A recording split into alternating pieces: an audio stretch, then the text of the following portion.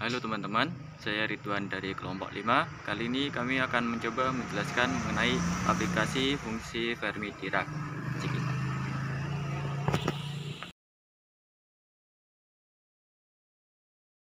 Oke, kita mulai. Bismillahirrahmanirrahim.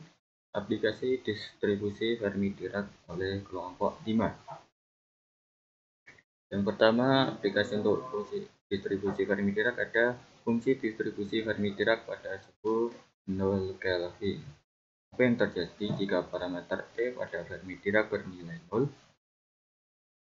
Pertama, kita mempunyai fungsi distribusi Fermi Dirac yang ada di kiri ini. Fe sama dengan 1 eksponen pangkat E pangkat minus alfa minus beta E plus 1. Nah, untuk pada keadaan ini kita ubah pangkat dari eksponennya menjadi dalam kurung E negatif E F dibagi dengan KT. Nah, KT ini adalah indeks dari parameter beta, dan untuk yang alfa ini kita ganti dengan E. Lalu untuk E ini adalah energi, sedangkan EF ini adalah energi Fermi. Nah, dari sini kita masukkan untuk suhu 0 Kelvin, maka parameter T sama dengan 0. Maka untuk jika energi lebih besar dari energi Fermi, maka pangkat dari eksponennya menjadi tak terhingga, sehingga untuk fungsi distribusi dari Fermi Dirac menjadi sama dengan 0. Lalu untuk keadaan energi lebih kecil daripada energi Fermi, maka pangkat dari eksponennya menjadi negatif tak terhingga, sehingga untuk nilai dari distribusi Fermi Diracnya menjadi 1. Jadi ketika T sama dengan 0 atau suhu sama dengan 0K, fungsi distribusi Fermi Dirac berharga 1 untuk semua energi di bawah energi Fermi dan 0 untuk semua energi di atas energi Fermi. Lanjut, yang kedua ada energi Fermi pada suhu 0K. Bagaimana energi Fermi jika parameter T sama dengan 0?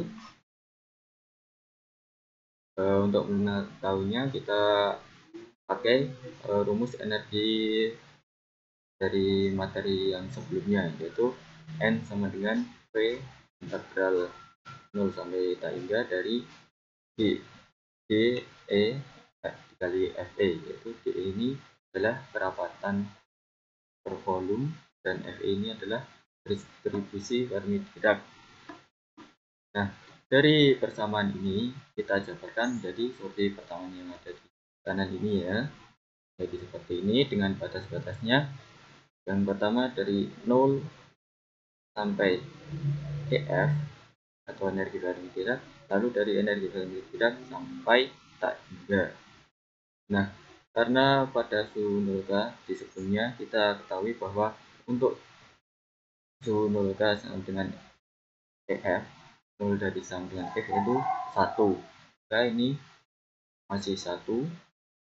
Sedangkan untuk yang dari suhu Fermi Dirac dari EF sampai tak hingga itu 0. Maka yang sisi kanan ini berubah menjadi 0 dan yang F di sini menjadi 1, sehingga kita dapatkan persamaan seperti yang ada di bawah ini. Selanjutnya kita hubungkan dengan kerapatan volume yang sudah diketahui pada materi yang sudah kita bahas bersama di virus pada perkuliahan kemarin, yaitu DE sama dengan 1/H pangkat 3 4 pi akar 2 M pangkat 3 per 2 dari E pangkat setengah.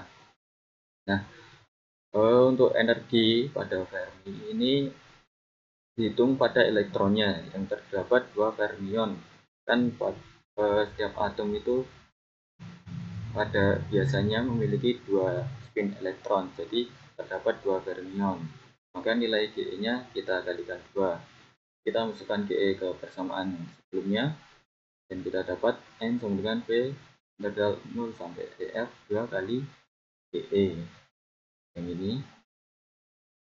Nah, ini kita operasikan, maka akan kita dapatkan hasil N sama dengan P per H pangkat 3 8 pi akar 2 M pangkat 32 dikali 2 per 3 EF pangkat 3 per 2.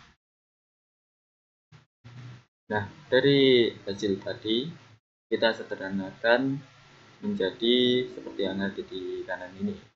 Menjadi 3N per 8 pi F 8 pi V sama dengan dalam kurung 2M EF per H kuadrat dipangkatkan 3 per 2. Nah, dari sini kita operasikan atau kita sederhanakan lagi menjadi EF sama dengan H2 per H kuadrat per 2M dikali dalam kurung 3N per 8 pi V dipangkatkan 2 per 3. Nah, ini adalah energi Fermi ketika suhu sama dengan 0. Nah, dari sini kita ketahui sebelumnya hubungan dari suhu dan energi yaitu KTF, atau untuk energi Fermi yaitu KTF atau K suhu Fermi sama dengan energi Fermi. Maka kita dapatkan hubungannya dengan suhu menjadi suhu Ferminya menjadi TF sama dengan K kuadrat per 2 MK kali dalam kurung 3N per 8 pi V dipangkatkan 2 per 3. Lanjut untuk aplikasi yang ketiga dari distribusi Fermi Dirac, yaitu distribusi Fermi pada suhu 3. Bagaimana distribusi Ferminya? Nah, ini dia distribusi Fermi pada suhu 0 Kelvin. Jika suhu lebih dari 0, maka sudah mulai ada fermion yang memiliki energi di atas energi Fermi. Sebagai konsekuensinya, jumlah fermion yang memiliki energi di bawah energi Fermi mulai berkurang. Tetapi belum ada fermion yang memiliki energi jauh di atas energi Fermi, dan belum ada elektron yang memiliki energi jauh di bawah energi Fermi meninggalkan tempat semula. Akibatnya terjadi distorsi fungsi Fermi Dirac hanya di sekitar energi Fermi saja. Distorsi tersebut hanya berada pada daerah yang optinya sekitar KT di sekitar energi Fermi. Nah, dari sini kita dapat simpulkan bahwa jika parameter T dari distribusi Fermi itu kita jadikan 0, maka nantinya dalam grafik itu akan terjadi distorsi fungsi Fermi Dirac. Nah, seperti apa distorsi fungsi Fermi Dirac itu? Kurang lebih seperti ini. Jadi ada beberapa grafik itu dengan parameter Fd yang berbeda dan T yang berbeda. Nah, nantinya akan terjadi distorsi, yaitu pemotongan grafik-grafik itu.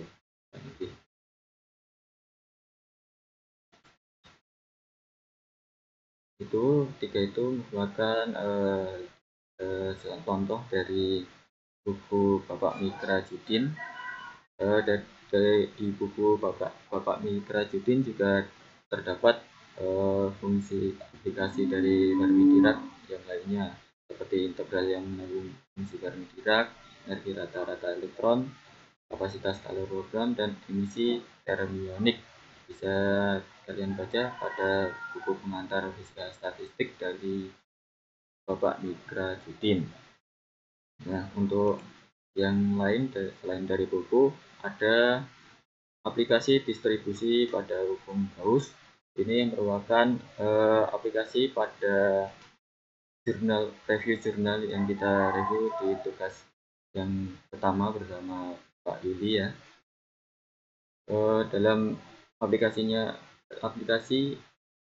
distribusi Fermi Dirac pada hukum Gauss di jurnal itu disebutkan bahwa peneliti menggunakan fungsi Fermi Dirac seperti yang ada di kiri ini, Ft sama dengan 1 eksponen pangkat dalam kurung E minus mu dibagi dengan Ht plus lalu ditambah 1. Nah, dari penggunaan fungsi Fermi Dirac ini, peneliti akhirnya mendapatkan sebuah persamaan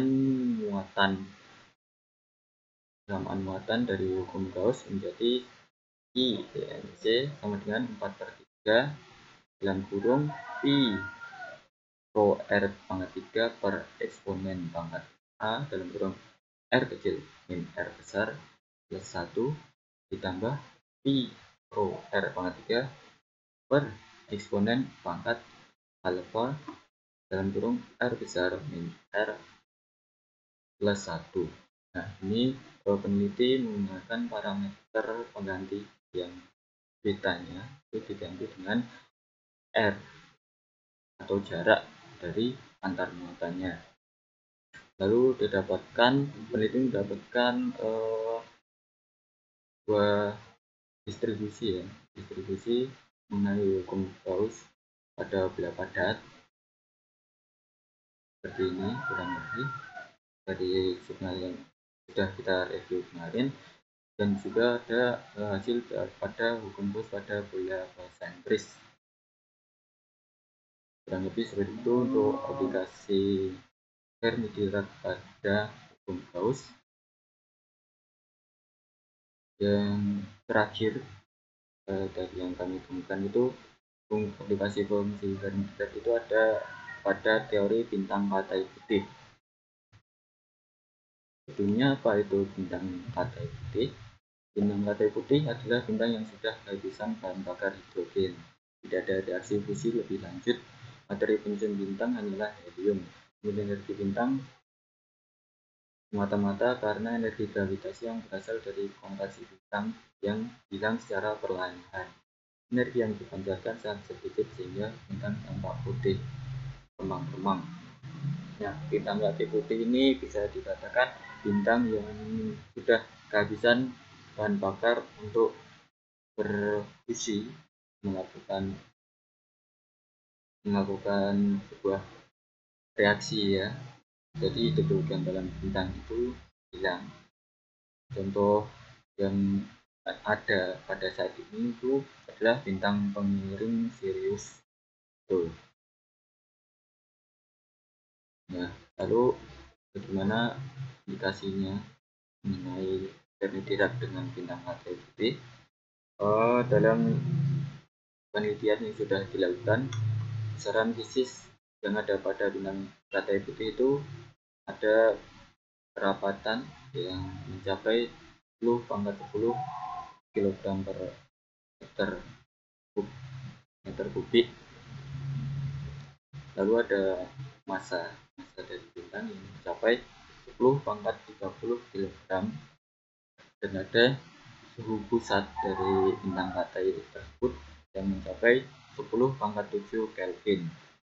Nah, suhu sebesar 10⁻7 Kelvin pada bintang tersebut berkaitan dengan energi sebesar KT pada Fermi Dirac, yaitu sebesar senilai 1,3 kali 10⁻16 Joule atau setara dengan 10⁻³ elektron volt. Pada suhu ini semua atom helium terionisasi sehingga bintang katai putih dapat dipandang sebagai kumpulan inti helium dan elektron-elektron yang bergerak bebas.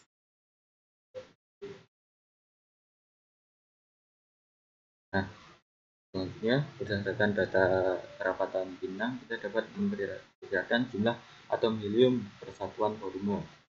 Massa atom helium adalah 4 kali massa elektron ya, yang setara dengan 6 kali 10⁻⁻27 kg. Nah, ini jumlah atom helium per satuan volume adalah didapat 1/6 kali 10⁻³ atom per meter kubik. Lalu satu atom helium menyambung 2 elektron. Dengan demikian, kerapatan elektron adalah sebesar 1/3 kali 10⁻37 elektron per meter kubik. Nah, dari kerapatan ini melahirkan energi Fermi sebesar kurang lebih 2 pi per m kali 3 n atau kerapatan elektron akar pi per 4p dipangkatkan 3/2. Nah, nilai ini setara dengan 20 mega elektron volt. Nah, ini dari sini tampak bahwa energi Fermi dari bintang K putih tersebut lebih besar dari energi termal. Dan jika dibandingkan, energi Fermi itu sebesar 20 mega elektron volt, sedangkan energi termal dari slide sebelumnya tadi hanya sebesar 10⁻³ elektron volt. Hal tersebut membuat elektron menempati tingkat energi paling dasar, yaitu di bawah energi Fermi. Meskipun suhu bintang K sangat tinggi, tetapi kerapatan yang luar biasa tinggi menyebabkan energi Fermi sangat besar, sehingga energi yang dimiliki elektron sangat jauh di bawah energi Fermi. Sekian penjelasan mengenai aplikasi Fermi dari kami. Ini untuk data datanya. Sekian, banyak salah dan kurang dalam penjelasan, kami mohon maaf. Assalamualaikum warahmatullahi wabarakatuh.